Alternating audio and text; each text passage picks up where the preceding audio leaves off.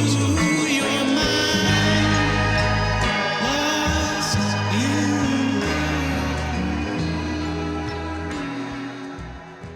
Put news out, it only showed 2 of her 153 episodes.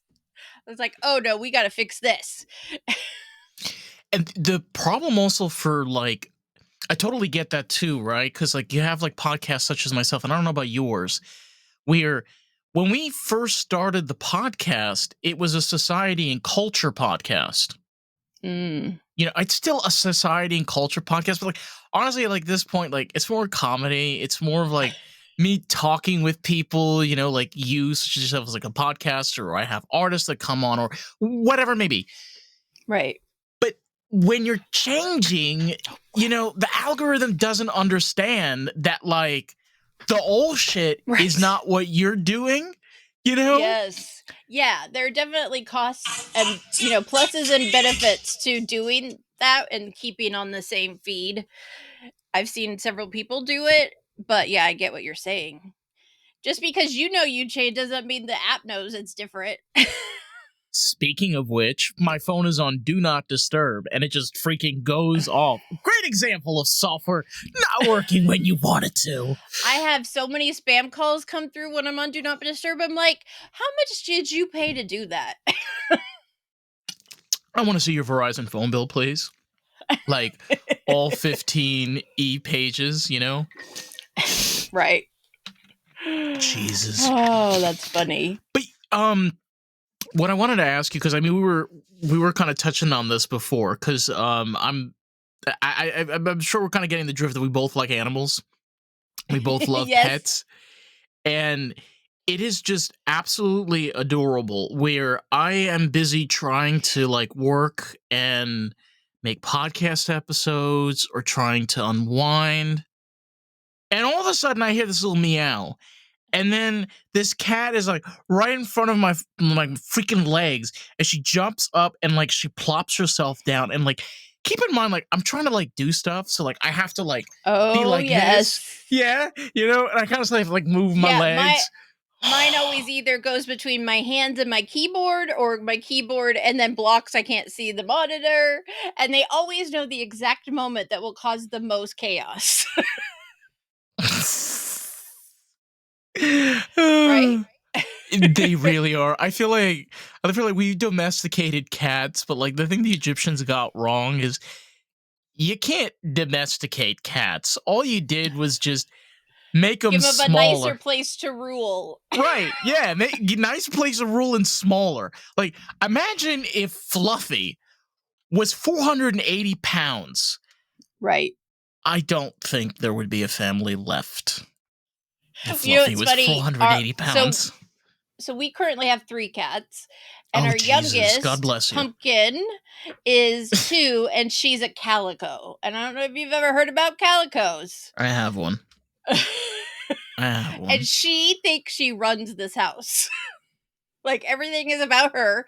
She loves to go out in our backyard. It's very small, and we only let her out if we're out there. My husband likes to garden. But, you know, she thinks she's this big tigress, and this is my kingdom. And then there's a loud sound, and she goes running into the house. Oh, God. They are... calicos are hilarious, because I've had mine for about 6 years. And she's a calico tuxedo. I've had her since she was about 3 weeks old. And as long as I can remember, she is just, I mean, this is the sweetest possible. She's a little bitch, okay? She's a little bitch. And, you know, she's just so cute and adorable when she, like, does the most insane things, like throw stuff on the floor, you know, or try to, like, play touchy with the knife. It's like, hang on. No stabby stab. I do not have money right now for veterinary bill and stitches. I just don't. Just don't. I don't know what it is in cat's brain that know that they're finding the thing to do that causes the most destruction, and you don't want it. And if you say no, they want to do it more. Yeah, they're little demons, but we love them.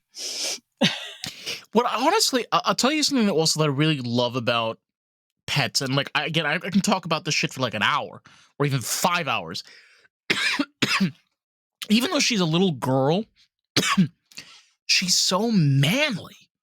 Like she's such a boy, but at the same time, like it's like weird with pets. It's like they could be a girl or a boy, Right. but doesn't really matter. You know, they could be like the biggest lesbo like on the planet, and like it's cute as shit. It's so freaking cute. We had a male cat, and he was gay. Yep, he only liked humping his brother, not. Oh wow! When we got the first girl kitten, he liked playing with her, but he didn't try to bite her neck and hump her like he did with the male cat. But he was also very fluffy, so we had a lot of names for him, like Mr. Poos, and my husband had a voice he would do, like "Look at my beautiful tail." Like we had a whole caricature of him because and his name was Jack. He was named after Jack Daniels because that's what my husband drank. But we ended up realizing it was really Jack from Will and Grace because he was literally embodied that character. Just Jack. That was one of his nicknames. It was honestly like, it's so funny because when you look at especially like old TV, like especially from that period, it's just so exact. Okay, I give a great example, right? We're talking about Will and Grace. Take Karen Walker. What is the first cat that comes to your mind when you think of Karen Walker? Black or Siamese. Or Persian. You know? Yes, or like sleek black. I mean, like just shiny black hair. Like the most prettiest regal cat you've ever seen. One you could put on like a silk pillow. Yeah. Bringing that shit back, bro. Drinking her martini full of tuna sauce or whatever. With the stroke. Can I have another olive? For the cat. The cat. God. And that's why when I decided to start my pet podcast, I was like, everybody's like, I want to come on to talk about my pets because we could talk about them for hours. And it also connects us, right? Our love of animals also connects us to humans. And then when we meet a human that says, oh, I'm not a cat person, it's like, okay, well, we can't be friends. So it's all good. The thing that I appreciate the most about pets is relationships in your life, whether sexual or non-sexual, comes and goes. But they're always there. You know, you can be so intimate with somebody, you know, or just so close, and then bam. But you come home and they're always there. You know, right? It's something that we as humans cannot give to other humans. Am I saying this correctly? But animals can give it to us, which is, in its sense, is unconditional love. That's what it is. Yeah, it is. And I think that's why we bond so much with them, because no matter what, they don't talk back to us. They don't tell us, well, that happened because you're wrong or you did something you shouldn't have. They're just there to comfort us, happy, sad, whatever it is. And I have several friends who are or have gone through a divorce in the last couple of years that their pets, their dogs, their cats have been a support for them, you know, because it is that consistency, that soul that is always there for you no matter what craziness is going on in your life. They've always had a very important role throughout our history too, which is interesting. I mean, like, we were talking about this earlier. You know, if you go back in time, all right, when wolves and, you know, like canines and felines, like large prey, dominated the planet. Okay, like I literally was on my Facebook thread today, and there's just like this freaking picture, like, of this American leopard that like crushed somebody's skull by sticking two of their teeth through their eyes. And that's how they like found the bone fragments, you know, and like and I'm just like, and some like freaking bald man in Egypt that's a priest that believes in voodoo dead and all that kind of shit was like, you know what? I'm gonna domesticate a thing that could crush my skull. Let's Yeah. do that. You know, that's so true, because there are these like kind of different sides of animal love, and not everyone loves them and appreciates them as we do. I could say that for sure. But there's also, especially through history, this idea of man wanting to conquer an animal. Like, I want to capture them or kill them. Like, like if I kill a bear, I'm more manly, or I'm gonna. And then we put them on our walls and create Trophy- rugs out of them. Trophy prey. Yeah. Right. And I will be the first to say I've never understood that. I will never understand it. But as you were saying, historically, sometimes that's like where they thought they could kill them, or they thought they could, overtake them. But ultimately, the animals have been here way longer than us. So, I think what it was the same thing that happened with wolves. We as humans realized in order for us to become very much the most deadliest species on this planet, where we literally manipulate nature in our very own name. But we saw that in order for us to survive around other prey, we had to learn to be able to adapt with the prey. Like, even listening to podcasts when they talk about like culture in regards to like bringing back like the dire wolves, or looking and bringing back wolf populations, different things. It's important because they play a part within our ecosystem. right. It's like, Yeah, something that I learned in the last couple of years, um I think we always, just like people, we stereotype. We stereotype certain dog breeds, like they're bad, they're all bad, or we stereotype certain animals as aggressive or bad or whatever. And so one is possums. And, I always thought of possums as a dirty animal, as bad. They carry diseases. They're going to kill your dog if they're outside, that sort of thing. no, they're actually pretty clean. Only because what I had heard or experienced, there was an animal in a neighborhood when I was younger that got attacked by a possum. But I know none of that's true, because we had a possum for 9 months. One day my husband came home with a big brown box and said it was almost my birthday, and he told it was my gift. And I opened it hoping and praying it was a kitten or a puppy, and it was a baby possum. And my husband is a carpenter. He works at a local school district, and they found the baby possum inside a classroom, inside a cupboard. So it's like, how did it even get there? It was far away from any grassy area, let alone somewhere possums would be able to be hiding. So my husband brought it home because he was afraid other people might try to hurt it or something. So William the possum became a part of our family, and I like to say my husband did so much research to make sure we were giving him all the right nutrients and all these Right. things. So we learned a lot. And one of the things we learned is they don't carry rabies or any of those diseases. And they're really important for our environment. They eat termites and other bugs that we don't want. And then we also learned that they're a lot like cats, the way they groom themselves. And that's the other thing. I thought that possums is dirty and yucky, but William kept himself clean. He used his little creepy hands to wash his face just like a cat. And so I say that because it's like I learned so much about possums, and I realized, no, they're not bad. You want them in your neighborhood. You want them. They're eating bad things that we don't want to get on our pets and that kind of thing. So, yeah, there's definitely that historical aspect of labeling certain animals and deciding we don't want them or need them anymore. But it's also kind of on the flip side now. We're trying to bring back animals that became extinct. And it's like, well, do we have an environment to even support them anymore? Well, I think we do, and I think it's important because, prey animals play a very key role in keeping balance. The same way and how having, for example, wolves can help balance like deer population or even elk population, plays a very key.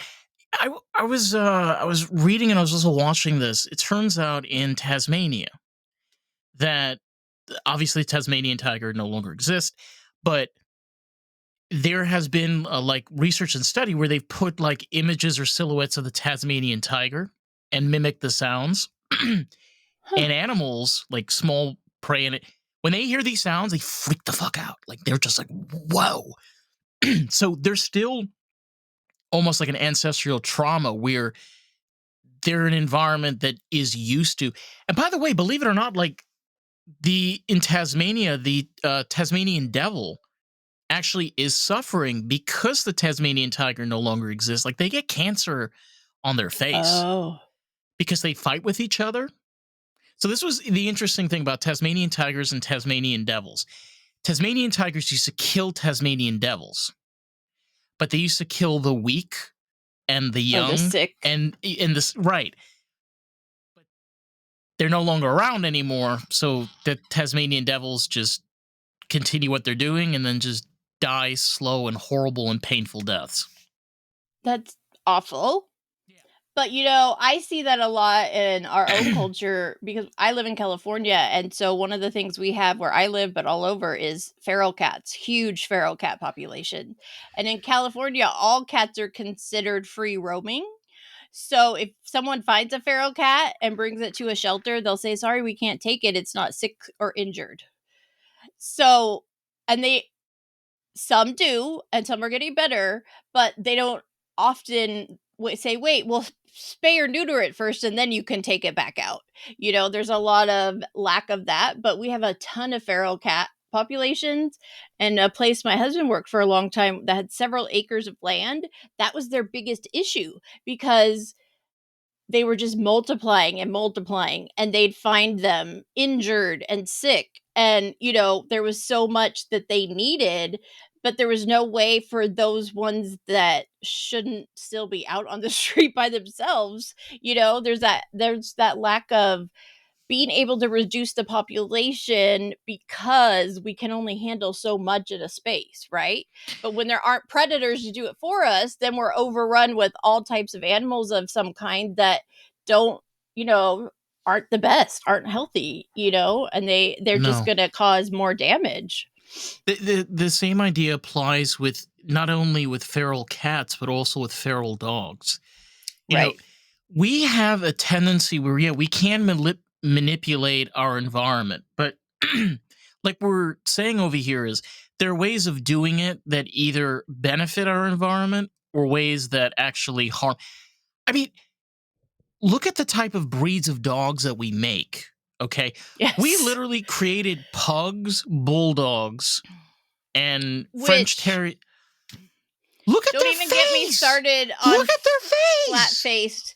And look, I'm going to just say this. I am not a hater. I do not say I don't like No, these they're animals. adorable. They're am freaking proud, cute. I'm a proud auntie to a black pug. But he has had so many health issues because flat faces is not a natural product, and that doesn't exist. It was created. That breed was created by mixing certain dogs to get that. Inbreeding. And the flat faces of dogs and cats, those animals have so many more health issues, breathing issues, eating issues, because that's not how a dog should have its face, right? It's just not supposed to be like that. And I'm not saying I don't want those dogs anymore. It's just that people have to realize buying and breeding them, are going to be more than likely, there's a high risk there's some medical issue because of how they've been bred. And it breaks my heart because the poor animals didn't ask to be made like that. They don't want to suffer. Yeah, there's so much of that breeding issue. One of the ones I've seen a lot in my own area is breeding huskies. And some of the research I did a while back said that the breeding of huskies significantly increased because of Game of Thrones. Everybody wanted a dog that looked like a dire wolf. Yeah. Yep. And where I live in California, we have at least 3 to 4 months of every year where our it's hot here, 100 and over for months. Huskies should not be living here. This is not. And then because there's so many and people keep breeding, there's so many in the shelters, and then they're stuck in a shelter which is hot and sweaty in the heat. It's just, it drives us all crazy. And as many as we can, we try to the organizations try to transport to Pacific Northwest, Canada, Colorado, places where it makes sense for them to be, but there's also more homes. But it just makes me so sad. People, just because it's pretty or cute doesn't mean it's the right dog for you or the right dog for where you No. live, all of that. I mean, the same thing also applies, and this is something I wanted to talk to you about because I have friends that have pit bulls and Rottweilers. And in my personal experience, pit bulls and Rottweilers are some of the sweetest dogs. The thing that I have noticed about pit bulls more than anything is they watch you so well. They learn your mimics, your hiccups, your weird things that you do. Like, so if you're generally a vicious and violent person, usually the pit bull is going to be vicious and violent. Like, they're the type of dog that you know exactly what kind of person you're going to deal with. And Rottweilers are the exact same. Like, they look big and scary, but they're the biggest babies. Oh my God. And I They're can the say, biggest babies. that is a struggle I have on the podcast or when I meet people and they go off on pitties. And I'm like, first of all, just like you can't label people by their skin color and breed and gender or whatever. Not all pitties are bad because you think they are. And absolutely, the pitties I have met when I volunteer or I actually dog sat for a while for the sweetest damn pitty you would ever meet, Lizzie. And it's just like, people don't get, these are the sweetest dogs. They are so loyal, are so loving. They will like protect their people. They will watch over the kids in their family. I don't know how many pitties I follow that they call them nanny dogs, because they literally will watch over their children like it's their puppy.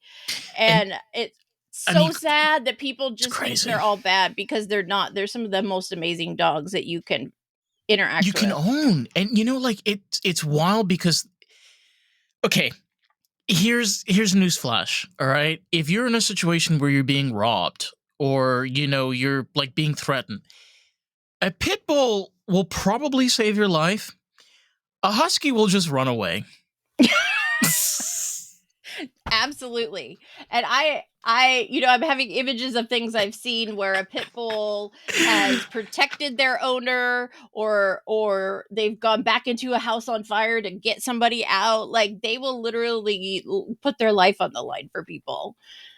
And they're the sweetest. And what you said was so true. They learn about you. Like, our pets know what we do at certain times and certain ways. And if you have a great pet, they're just going to want to be with you all the time. And that is totally how pitties are. The ones I've interacted with personally, they love people. Lizzie wanted to sit in front of her front door all day long because she wanted to say hi to everybody that walked or drove by. Like, they were all coming to meet her. She was the most social dog I have ever met. It was crazy. Well, I think what we're learning from this is, even with all the advancements of technology and how we know how to do gene modification, we know how to make pretty good, breeds of dogs. Okay, let's be real. But at the same time, it's like we always like to hold on to the past. The same idea, like, I'm going to throw this out there because, like, we've already been talking about this. People like to throw out the idea, like, why would you bring back a woolly mammoth? Like, that sounds stupid. They're huge. Well, it turns out woolly mammoths are about the same size as an Asian elephant. And I've seen elephants in person. They're freaking huge. They're an elephant. Okay? It's like we have big animals to begin with anyway. Like, the idea of bringing back the woolly mammoth is to help the environment in really harsh and cold conditions survive in those conditions, because some of those Arctic mammals used to know how to dig and be able to deal with the vegetation and be able to help move around soil and different things. So there's just so many ways we could go about this, right? And then you just have to say to yourself, okay, if we're able to make better versions of dogs, and we've had, even with a limited amount of technology, now we have all the advancements. Why are we still doing the same things? Like, we could definitely fix pit bulls. Like, we could, I'm talking in regards to their, like, a problem of not understanding pain, which is a huge problem with pit bulls. I mean, Right. I spoke with a veterinarian. Like, there was one pit bull that, like, literally shredded themselves through a barbed wire fence and almost tore off and it just came back for pets. Yeah, that is true. They like will do anything because they don't even realize how they're being hurt by it, but they'll do it just because they're saving someone or helping someone. Whereas, like, like a golden retriever or a doodle would be like, "Oh, I got my paw wet. I have to go." It's like, pick it up, pick it up and do that. Oh, God. But that's also why we love pets, why we love dogs and cats, because of that loyalty, because of that, like, we know out of everyone in the world, our pet's gonna stand up for us before anyone else will. But do you think, though, like, with the advancement of technology, we can be able to fix, like, eventually start to see a lot of these fixes made on these breeds, like with pit bulls and with pugs and, Right. bulldogs and things like, could we possibly be able to modify their genes in order to get rid of some of these issues? I think so. I think, I follow a few different people and rescues who deal with kind of special cases of things. And one of the ones I follow, Hannah Shaw, her handle is Kitten Lady. And she started an organization called the Orphan Kitten Club. And one of the things they do is not only rescue, orphan kittens, neonates, kittens with certain medical issues that are rare, but they also research. She works with like UC Davis, and even if they lose one, they'll do an autopsy and figure out what happened. Like, they're actually utilizing her rescue efforts and the individual animals. And now she does dogs too. They have two puppies now, they're chihuahuas, and they've been really looking at, like, no matter what, yes, certain breeds have certain characteristics, but certain breeds are also more likely to get certain cancers or certain other illnesses. And so I do think we should be utilizing that information to make improvements, because what I've learned is breeding's not going to go away because there's too much money in the world of dogs, but we could be breeding more ethically in a lot of ways. And the big thing we need to stop is backyard breeding. Individual people should not be breeding dogs because they think they're going to make money, because then we end up with too many and they can't handle it and they can't find people to buy them and they have medical costs they can't cover. But we are talking about breeding specifically for important things. Like, I'm a big advocate for therapy dogs, and of course they're breeding. They're breeding historical lines of dogs that are great therapy dogs, that are great guide dogs, that are great, whatever it is. So they have a lot of labs, they have a lot of Goldens, but they're also not breeding just to breed. They're breeding for a purpose. And if a Yeah. dog goes through their training and doesn't end up being a good service dog, then they make sure they're adopted. And I think that's important for people to realize, that we should be using this info to make advances so that the dogs we know are, we can make it better. We can give them longer, healthier lives. It's the same idea, like, with feral, or, for example, my case, she's a mutt and she is a runt. So she's a runt of her little, and she's 16 pounds. Okay? But, like, this little trooper is like down to 2 lives. Okay? Her Right. paws, like, ripped tush off by raccoon.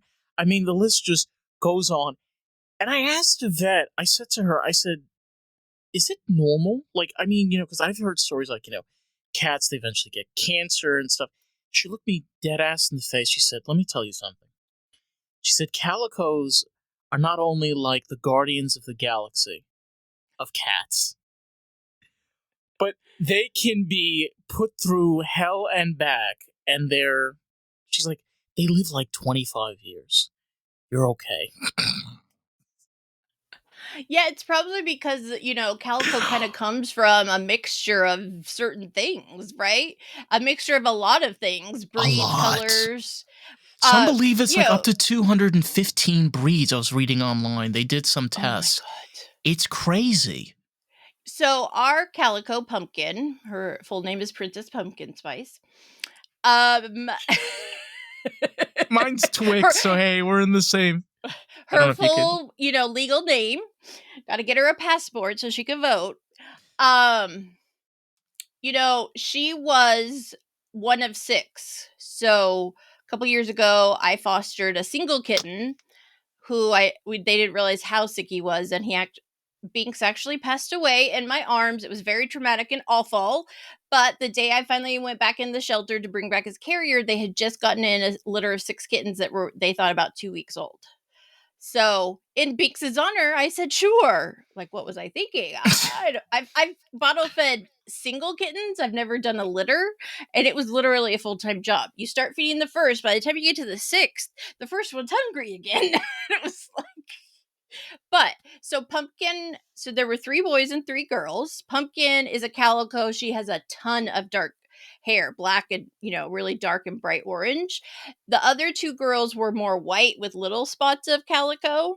And then one boy was white with spots of orange, and the other 2 boys were tuxedos. Oh my God, they were so cute. And one of those I tuxes was love the runt, like tuxedos. yours. He was so little, and it really struggled for him to gain any weight in the first couple weeks. After 6.5 weeks, he was, I think, either the biggest or the second to biggest, right? Because I made sure that runt was getting extra. But just in that litter alone shows all the variations that are connected to calico. Like you said, tuxedos are and orange cats are. And then there's, like the white ones also had a little calico. So just those 6 really helped me to see not just the vast, but how much different breeds and colors and versions are in that calico family, because they were all probably born from either a mom or a dad that was a calico, but they all got different parts of it. And only some of them got the full calico. It's funny because, people look at certain breeds as like, the creme de la creme.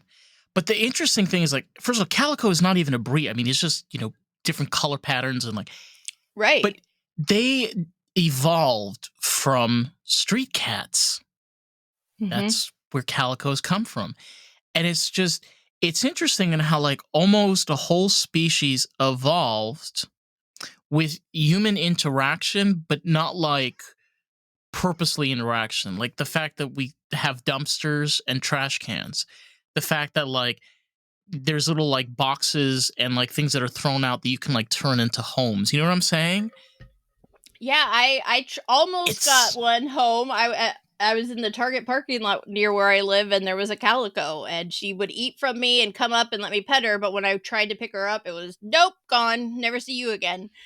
But yeah, that people don't realize how much of the domestic cats came from just being street cats, being feral cats, and the changes and the colors and the breeds have all come for over time with them mating with different versions. And I will always stand that no matter what kind of pet you want or what kind of look you want, nothing is better than a mutt cat, a mutt dog.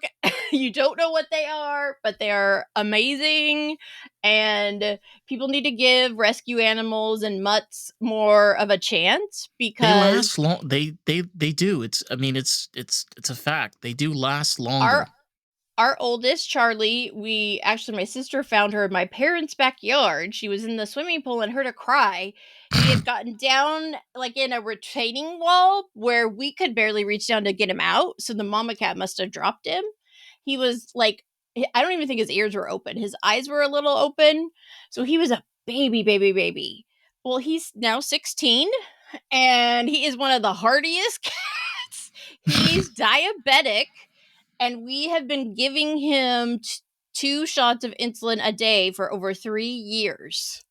When I took him to the vet the end of last year, even the vet was like, I can't believe how long he's lasted on insulin. Like, they were shocked at I think they were thinking maybe a year or two, right? Eventually, they get used to the insulin and they need more, all of that. Now, he's scruffy at this point. He doesn't clean as well as he used to. You can feel his bones, but even the vet said like, "Gosh, he is a hardy cat." And he survived on his own. We don't know how long at 2 weeks old, was covered in fleas, and now he's this and when he was in his full prime, he was a big cat. People thought he might be part Bengal because he has a lot of the big spots, but he's also really tall for a cat and really long. Like he's twice as big as one of our other cats that's full grown too. So, like you said, the mutts. Who knows what his parents look like, and maybe he is a descendant of Bengals in some way, but it didn't matter because he's a hardy dog. He's a hardy cat, and he's lasted a long time because of that. It's really strange because no matter how many ways you look at it, it's like they age differently than we do. Mm-hmm. And I mean, it's like crazy because like right now she's 6, but she's like double my age, like I'm in my 20s, and she's like my mom's age, in like her 60s. I know, we call Charlie our little old man because it's like some days we gotta come to him and be like, "Can you do it, or do we need to lift you down or lift you up?" Right? He's a little old man, but again, it's crazy, and I also want people to think about the fact that their lives are so much shorter. Like we want to give them the best life because we only get them for a little piece of ours. And it is interesting sometimes when you realize how much they've aged at certain points, like at 6 or at 8, right? And you're like, wait, you're still a kitten. You still do kitten things. But yeah, it is interesting to, live with and connect with animals that age on such a different timeline than we do. I think also a hard point to get at is sometimes you run into those pets that aren't the most ideal. And you try to make those relationships work, but unfortunately it usually ends up where people are like, "Can you please get rid of this thing? Like, Mm-hmm. I know you love it, but it's driving us all crazy." And I run that into this too. And the thing that I learned the most, especially with cats, this is just my philosophy. If a cat does not come up to you, it does not want to go home with you. Mm. I feel like if they're gonna choose you, like dogs are different. Dogs, like you can go up and you can figure out the personality and you're fine. Cats? Listen, if you want Satan in your house, And it is hard, like in shelters, because most cats are in cages, so they're not all gonna come running to you. But I also think it's a really important point because not every pet is right for you and your family, right for you and the way you live, the space you live in. I would love to have a dog. I'd love to have a big dog or a little dog, but we have a very small yard and there's not a lot of grass. And it's like, we know it doesn't make sense, but someday maybe it will, or we'll come across the right one, right? So I always say to people, don't force it. Like if it's not working, but also don't give up on them so easily. That's why so many are in shelters. Like, oh, this is inconvenient now, I'll just take it to the shelter. So there's, different levels of that, but finding the right pet, breed, personality is important because you don't want to go through all that and then end up with a pet that makes no sense for you. Like a husky. Don't get a husky if you don't have a yard. Don't get a or live in husky if you don't Florida, have time to walk it. yeah, or live in California.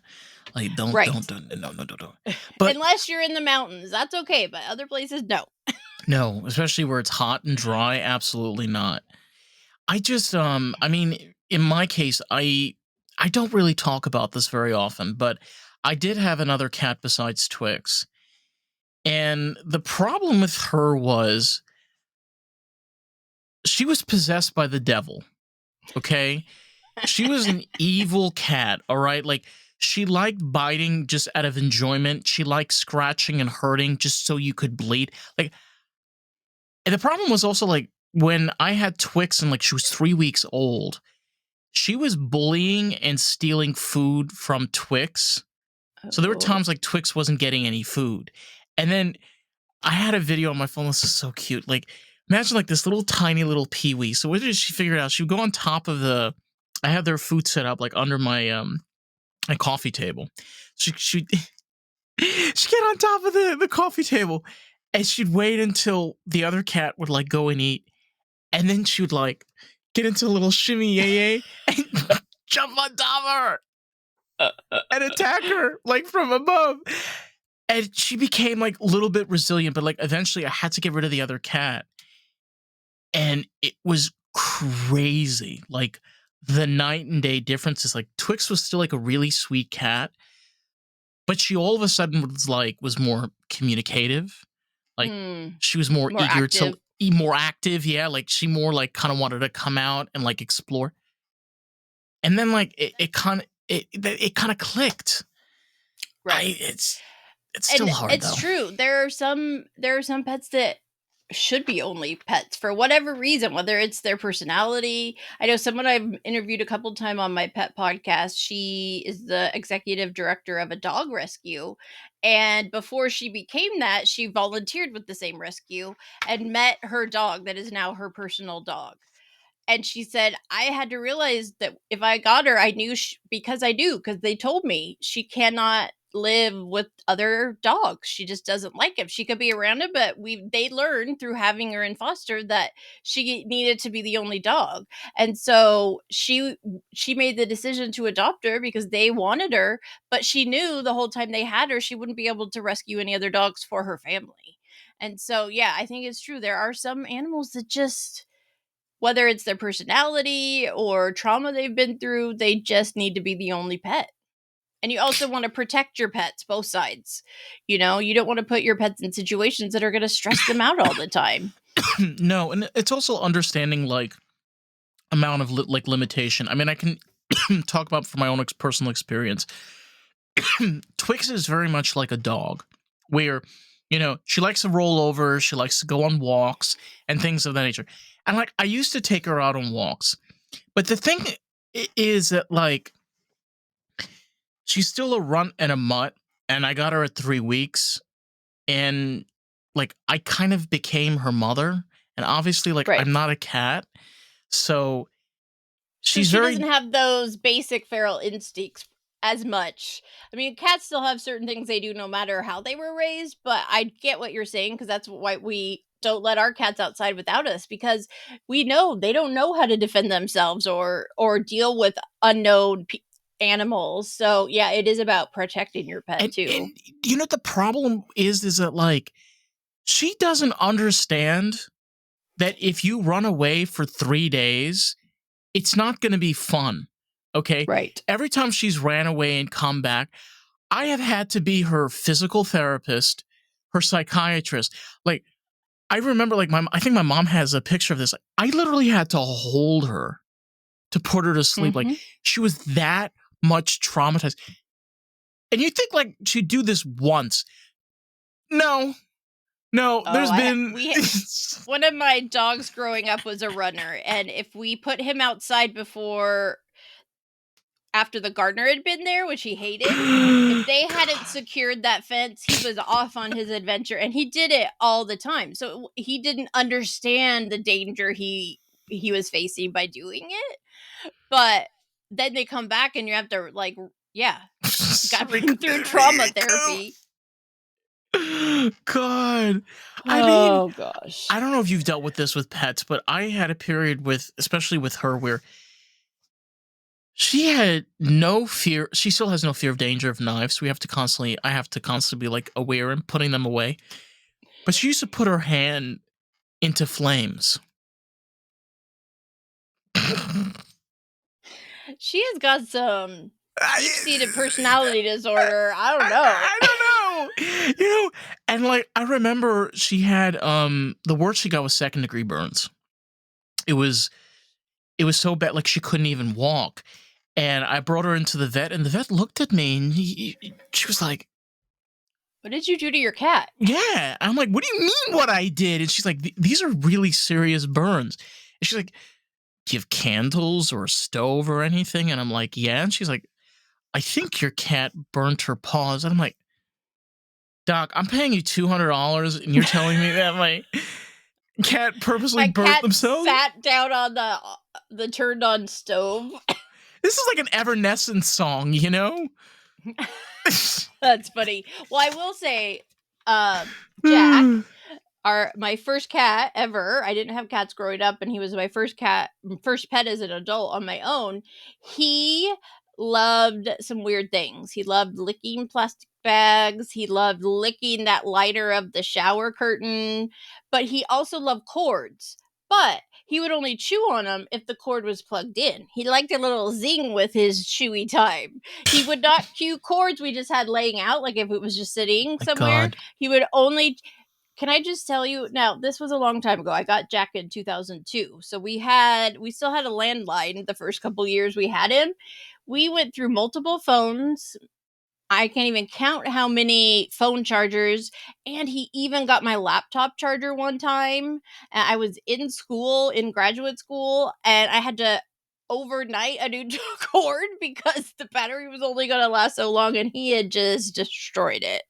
And I would always say to him, "Why are you doing that? You could kill yourself." But he liked it, so he was going to do it. I could just see yours like, this is hot. That's not too bad. And just kind of like putting it on.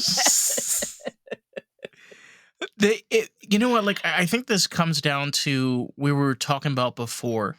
It's where we can manipulate our environment to a certain degree. I mean, again, like let's look at this from a bird's eye view perspective. Okay, we have animals in our house that thousands and thousands of years ago were about 400 or 500 pounds and would eat you.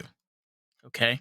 Now we have shrunken them down and given them to the point where that they need like a CPAP machine. I don't even know if they make CPAP machines for dogs. They probably do. They probably do. But well, right. I have a cat who we found in a backyard, which probably his mom was feral, who now gets insulin shots twice a day. I mean, we have to buy syringes. And when it first happened, it was before they've done some changes with medication. We had to pay $300 a bottle for that stuff. So I know not a lot of people would have done that, but we always will do whatever. They're our family. And also my husband, that's like his best friend. They are BFFs. He almost divorced me when I brought him home because we were living in an apartment and we already had 2 cats and we weren't supposed to have them. And I brought him home as a baby. My husband didn't have a job at the time. I was in school and he's like, "What are you thinking?" But I left for a weekend to go to school. And when I came home, they were best friends. Charlie has followed him around like a little duckling behind him the last 16 years. So, I think the right pets find us, but I really like that you mentioned that above because sometimes it's not the right fit, whether it's the pets we already have or how we live or the environment and our space. You just got to make, you got to make good decisions when it comes to animals because they're not objects. You can't just decide, "I'm done with this. I'll go take it back." No, and something I've also learned. I grew up in upstate New York. A lot of people don't call it upstate because I grew up in the county just border Jersey, but over up there, we further up in New York, there were stables where people had ranches and things, and they had horses. And the thing that you learn, I think horses are the best example of domesticated animals because a horse, you can't just ride them. You have to respect them. A horse, the thing that people think is "Oh, I'm telling this horse what to do." No, you're not. This horse is doing this because it wants to do this, but it's going to do it if you respect it. There's this bond that's been created. And I think if we even look at, for example, Native American culture, okay, and this is something I love so much about Native American culture is they never use saddles. Right. Why didn't they use saddles? I think, and I've spoken to Native Americans, and they talked about this, it's because the rider and the horse are supposed to bond. So it's basically where the horse is galloping, but it's also minding the rider so that the rider doesn't fall off, Right. you know? And it just goes to show again that balance of domestication exists when it's done properly. Yeah, that's so true. And I too love the Native American culture because they had a respect for animals, right? They have a respect for animals. And even though, of course, they killed animals because that's how they lived, that's how they survived, But they they made sure used all every of part, it.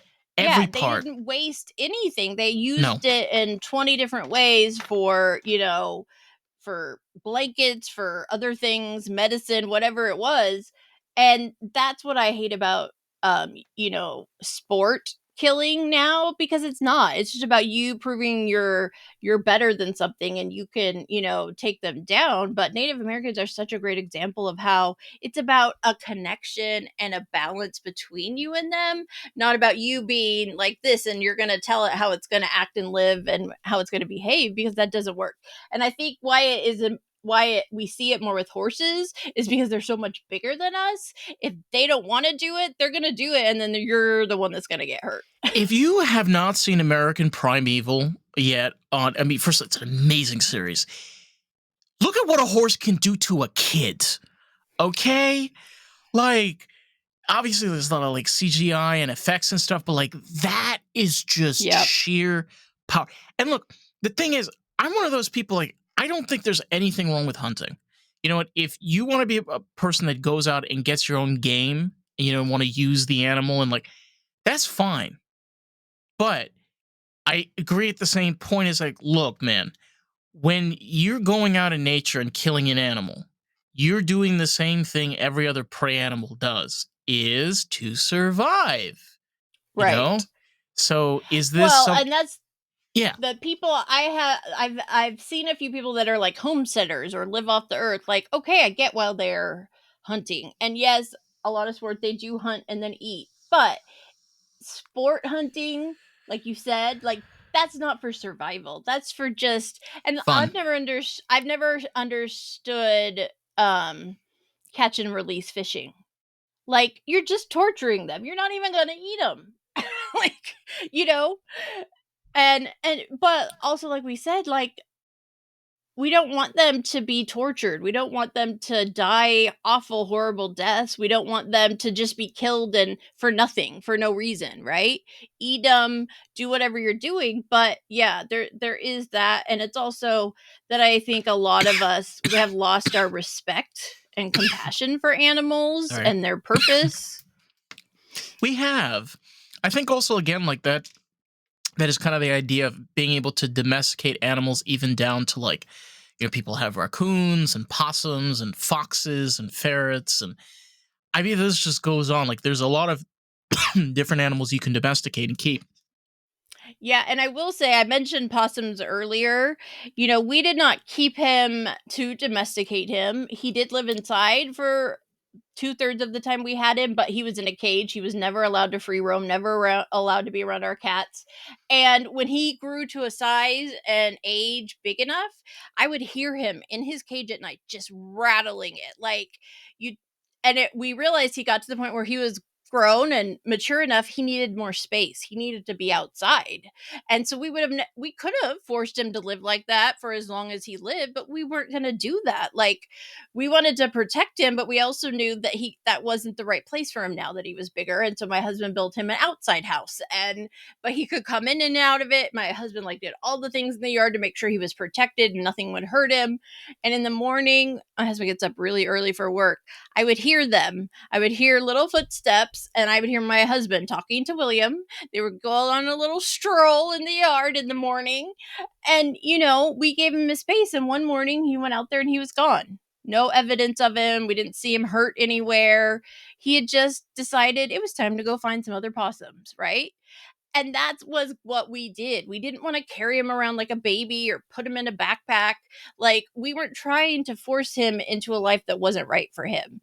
We took care of him and raised him as well as we could, but we also allowed him to still be a possum. Yeah. I like that. I mean, it's the type of attitude where, you got to remember, like, they're animals. Right. You know, in the end of the day, like they're wild and free, and they're just gonna, you know, the same thing goes down to like we're even talking about like when you're taking animals off the streets. Mm-hmm. As much as I love her, she's a street cat. She's feral. Like we call it domestication. Right. She's not a domesticated cat by any shape or form, you know? And sometimes you even find cats on the street that definitely had a home, so they want that again. But yeah, if they're raised that way or that's how they've lived for a length of time, you can't force them to be something they're not. And I also think that the big thing I see a lot, and I've heard from a lot of people on my podcast, is people adopt from a rescue or shelter. And then, oh God, I saw it so many times when I helped with adoption events that a day, 2 days later, the dog was back. Oh, it did this. Oh, my cat didn't like it. Or it tried to eat my cat. Or it pulled this down. Or it chewed this up. It's like, guys, it can't understand why It's an it's all of a animal. sudden in a new place. Maybe they didn't, why they were in the shelter. And like, imagine if it was us, right? If somebody took us right now, didn't speak English, couldn't communicate in any way I understood, and put me in this brand new place out in the middle of somewhere, I would be on high alert, anxious, not knowing what to do, not knowing who to trust, right? You can't give an animal a day or two and expect them to be just like, oh, cool, I have a new home. Hey, guys. Like, it doesn't work that way. No, and I've had conversations about this before with people where they are animals through and through. They are animals. You know, this idea, like you even see like these videos popping up where comparing animals, you know, to like humans, you know, they do the cute little meme things. People, they're animals, okay? They don't cry. They don't feel emotions the same way we do, and they don't process emotions the same way we do. Okay? Cats' way of processing fear is attack. You ever see a tiger where they eyes get nice and cute and they get in that cute little, that is called a pounce. They are getting into a Right. mode to attack you.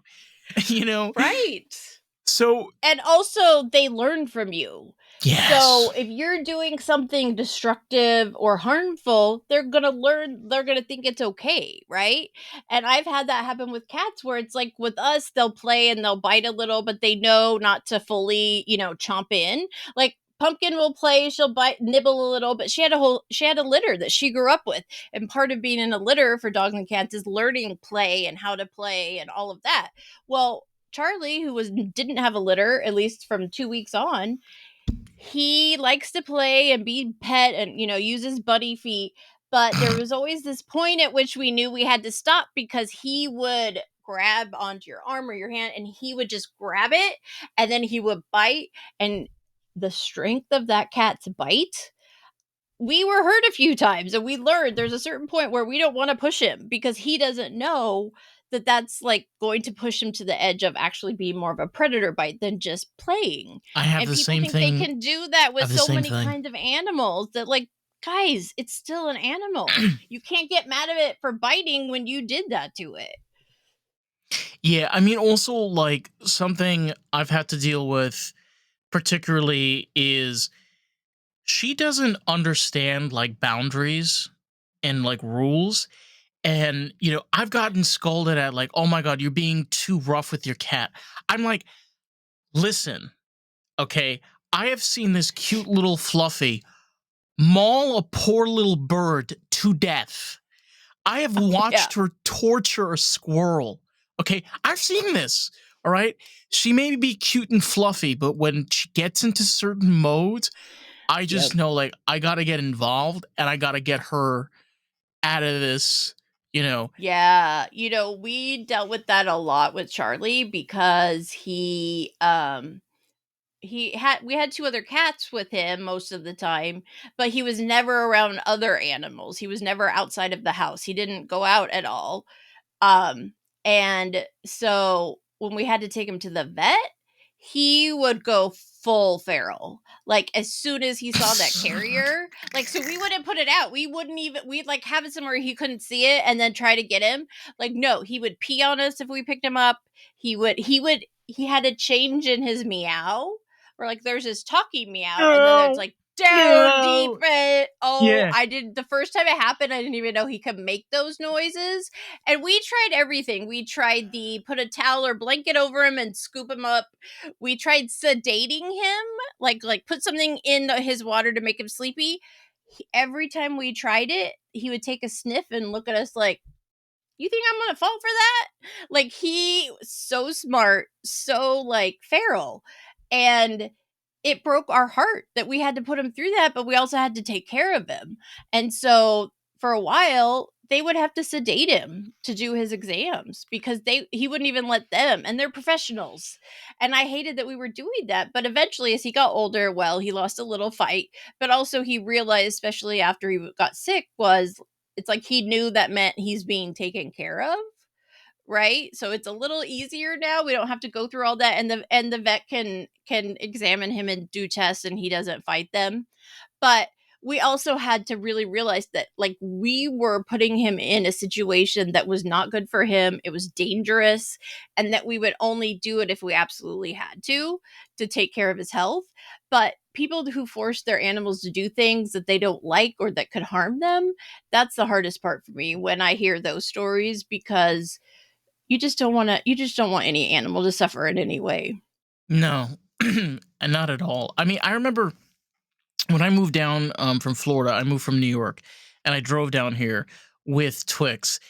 And I mean, the car ride was insane. And something that I realized, particularly with her, is that the reason why she's screaming is not because she's in a moving car. It turns out is because she likes to look out the window. So I have to figure out to like put a cushion or something underneath so she's high enough so she can look out. But the adorable part was the second like I stopped twice. I went to a hotel. The second like we got into the hotel, and I mean there was like at one point like she was just covered in urine. Mm. Covered.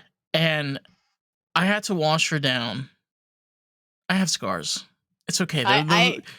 They're my battle scars. I had no choice because you know this. Like, Right. if cats are covered in urine, like they can get extremely sick. Yeah. And I finish up that whole experience. I get into the hotel bed. She comes out of the bathroom. I'll never forget this. She like comes to like the end of the bed, and she like sits down and she looks at me and she goes, she's like, does that look like this like soft meow? And I look at her and I'm like, yeah, bitch, I know what you did. She jumps on the bed and she like tucks herself in, you know, and like obviously does she understand like what the hell went on? No, like in her mind, like I tried to like wash her with that water. Yes. You know, but I think she like kind of like put the pieces together like, oh, I don't kind of You're like helping me. Yeah. You know, like after scratching me to death, you figured this out. Right. Nice. And it's Nice. funny. I have two examples related. That one is when we moved from our apartment to the house we live in now, we had Charlie, we had 3 cats. So they all moved in carriers. We moved them and put them in the master bathroom so they could be in there, have the door shut, that it wouldn't bother them with people coming and going and bringing our furniture in and all that.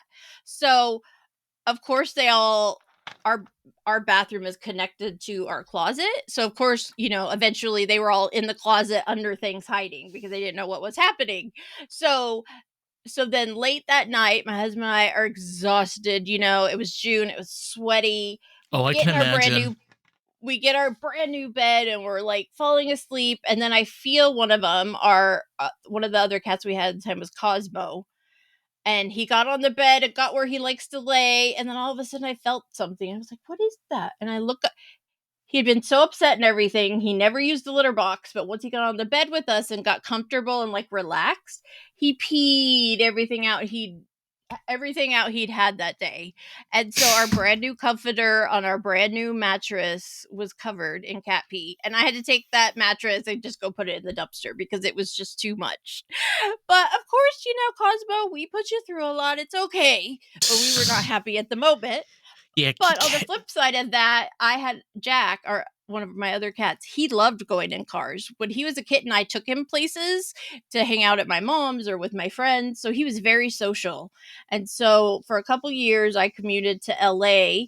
I worked at a university and I lived on campus during the week and then came home on the weekends.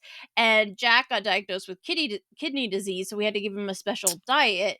But because I wasn't home all the time, we couldn't it was hard to manage the other cats not eating his food, and we didn't want to waste it. So I decided to take him with me. So he went on a 2-hour car drive both ways each day. And sometimes I'd pull into a drive-through to get a soda or coffee or something. And they would, come to the window and they look and they're like, "There's a cat on your lap." I'm like, "Yeah, there's a cat." Because he didn't mind car rides, but he didn't like staying in his carrier. Just like you said about she wanted to be able to look out the window. So I learned what he liked. And so if I stopped or was taking a break, I would let him out and he'd get to crawl all over things and sit in my lap. One time he got out while I was driving and it was like on a freeway and I couldn't stop. And then he tried to go under my legs, the legs I was using to stop and start the car. So that experience was not great. But in general, he liked that. I don't think I could have done that with any other cat I've ever had. He was just social and chill. And he also loved the fact that he got to be in that on-campus apartment with me during the week and get all of my attention. There is honestly like something about, particularly with cats that are social, like when I tell people like she's on like a leash, and you see her on a leash, they're just like, "Is that a cat?" And I'm like, "Yeah." And they're like, "Oh my god, that is so cute." And I'm like, "I know." But it is. It's kind of adorable when you have those like little, I don't know. Adventure kitties. Adventure kitties, yes. But what I've learned is you have to start early. If you have them at a young age and you want to be able to go hiking with them or take them in a car ride You got to do it when they're young. Do it. You got to, yeah, because the ones that we didn't and we would try to do stuff, no. Same thing with Frenchie was little, she would let me do the harness, but once she got to a certain age and I had waited too long, she was like, "Nope, you're not even getting that on me, let alone taking me somewhere." The crazy part is also like the same thing with training. Like people don't realize you can train cats. The problem is that if you wait too long, you can't do it. Like, I mean, Twixie's training and it's adorable. She does paw, she sits. Oh, it's adorable. But I had a friend of mine when I got her. She like was around animals and like train animals. She was like, "Train your cat." I'm like, "You stupid." And she's like, "No, like seriously." And she showed me and I was like, "Oh my god, this is actually real. Like you could actually do this." So yeah, it works with a lot of animals, so my education's in psychology and when I took a behavioral psychology class, we can learn a lot from training animals, but we also know that depending on the animal, type, breed, personality, depending on what you use, like is it food, is it some other enrichment or reward? Yeah, you can train animals to do things, to learn where they need to go in certain situations. And I love that you've done that with yours. It's so cute. I honestly, I think out of all of this, something that we humans crave the most, and I kind of want to wrap this up with this, is it's not just unconditional love.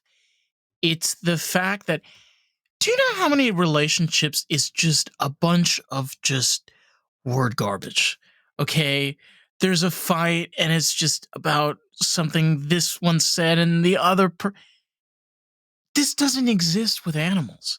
I mean, it doesn't exist with horses. It doesn't exist with cows. It doesn't exist with possum. It doesn't exist with cats, dogs. Like, it just exists with us humans, And like, if animals can learn to communicate with us without speaking our language, but yet we find it so easy Mm-hmm. to lose faith in somebody based on just words. So true. Yeah, maybe we'd be doing better if we couldn't talk. No, but honestly, like from a psychological perspective, I think it's really interesting to see the differences between the Right. level of communication and the amount of empathy and love and desire that comes with it. Yeah, I'm the first. We over-explain, over-analyze, overuse words and things and images. Whereas pets, it's like simple. It's like basic. Like you're on that level. You look at them, they look at you, right? That's how we communicate. And they can often sense things in us, whether we're physically sick or dealing with mental health issues or just having a bad day, right? And it's not the garbage. It's not us sitting there complaining and telling them all these things. It's they can connect with us and feel it, but we can't. We all have a really hard time doing that with each other. We do. I think also, and I want to tie this in with your podcast. I think that's where the conversation is so important. It's not Mhm. necessarily about, a person having a pet. Obviously, look, we as podcasters, we need to communicate and talk and be able to have that flow. We need to be able to have what makes us us. But it's those conversations with those people that have those relationship with those animals. Like we've been discussing this whole time, like your relationship with Jack and your relationship with your pets that you've had in your life. And the same thing for me too. Whether it be positive or negative, we Yep. all have those stories. Not all of us. Some of us have those stories, Right. and some All of us pet have parents those. have those stories. Yes, pet parents. Sorry, I should have been a little more exclusive. But yeah, Right. Yeah, absolutely. And I don't think I definitely didn't know that, and I didn't expect it with my pet podcast. It was more of like, for fun, let's talk about our pets and let me try out this whole podcasting thing. But the fact that people listened to those first 5 episodes and started reaching out to beyond, it was like this momentum that started for me with the story of my pet that I didn't expect. But I realized, yeah, there's a lot more people out there like me. And like when I tell my story, they're like, "Oh yeah, I had that happen too, just like you and I have done today." And that is what has like created and kept my podcast going, are those stories. And then the way that we connect with each other and the way the listener connects with us because of us sharing them. I think it's so important. um, got a frog stuck in my throat. What is name of the podcast, and obviously socials? How can people find it? I'm sure you've got Apple Podcasts and Spotify and all the beautiful stuff. Yes, Ooh. it's everywhere. So the story of my pet podcast.com, you will find all of our episodes, blog posts. I do traditional audio, so I'm on Apple, Spotify, all the things, as well as full video episodes on my YouTube channel, Julie Marty-Pearson. And you can find me and the podcast I'm mainly on Instagram and Facebook, but I am testing out Substack, so come join me Ooh. there too. I like that.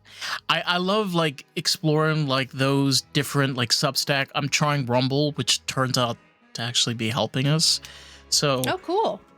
I'm honestly, in your case, I think Substack is excellent. You definitely, for example, like you get subscribers and people that might be able to comment, even maybe other rescue or associations that might be doing things similar. Exactly. Oh my God, there's just so much. There's so much opportunity. It's That's amazing. what I love about podcasting. It can be overwhelming, but there are so many opportunities and things to test out and see what's right for you and what you do. That, yeah, I love. I feel like I'm constantly learning, and it's been a really fun journey, and who knows where I'll end up in another 4 years. Hopefully with more pets. Is that the goal? Oh, yeah. Okay. You get me. You see me. I get you. Listen, Julie, it has been an absolute pleasure, and unfortunately, we haven't had any physical pets on the podcast, but we've definitely had them in mind the whole way. Yes.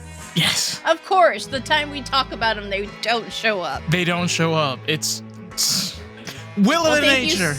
I love the beast. Thank you so much for having me. I had a great time talking with you. Oh, my pleasure. And listen, to anybody out there, if you want to check out more of the pod, you know where you could find us at Lost in the Groove Pod. So with that, catch y'all on the next one. Peace out.